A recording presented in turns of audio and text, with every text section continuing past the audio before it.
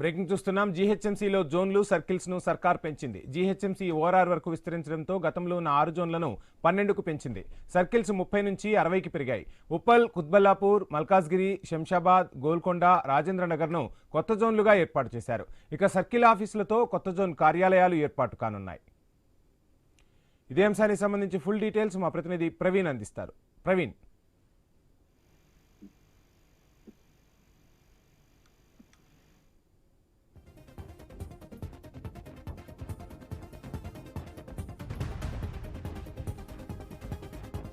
Right, మొత్తంగా GHMC పరిధి ORR వరకు పెరిగింది. ఇక గతంలో ఉన్న 6 జోన్లను 12 జోన్లకు పెంచుతూ సర్కార్ కీలక నిర్ణయం తీసుకుంది. ఇదే అంశానికి సంబంధించి డీటెయిల్స్ అందించేందుకు మా ప్రతినిధి ప్రవీణ్ సిద్ధంగా ఉన్నారు. ప్రవీణ్. అయితే జీహెచ్ఎంసీపై తెలంగాణ ప్రభుత్వం కీలక నిర్ణయం తీసుకుంది. జీహెచ్ఎంసీ పరిధిలో ఉన్న ఔటర్ రింగ్ రోడ్ వరకు విస్తరించడంతో పాటు జోన్లు సర్కిళ్లను సంఖ్యను పెంచుతూ అధికారిక నోటిఫికేషన్ కూడా విడుదల చేసింది.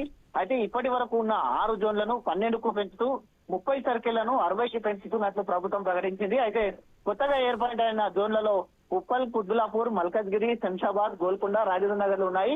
ఈ కొత్త జోన్లలో ప్రత్యేక జోనల్ కార్యాలయాలు ఏర్పాటు చేయనున్నారు. అలాగే వార్డు ఆఫీసులను కూడా కొత్త సర్కిల్ కార్యాలయాలు ఏర్పాటవుతున్నాయి. అయితే త్వరలోనే ఈ యొక్క కొత్త జోనల్ సర్కిల్ కార్యాలయం ద్వారా పరిపాలన కూడా కొనసాగిస్తుంది.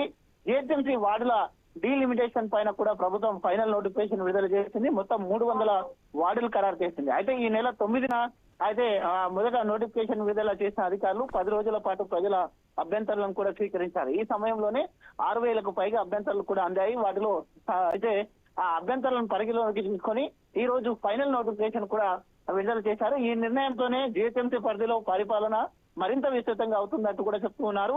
అయితే ప్రజలకు సమీపంలోని జోనల్ సర్కిల్ కార్యాలయాలు ఉండడం వల్ల స్థానిక సమస్యలకు కూడా త్వరగా పరిష్కారం అవుతాయంటూ కూడా కొత్త వార్డులు ఏర్పాటు చేస్తే ప్రజలు మరింత సమర్థవంతమైన సేవలు అందుతాయంటూ కూడా అధికారులు వ్యక్తం పరుస్తున్నట్టుగా తెలుస్తుంది.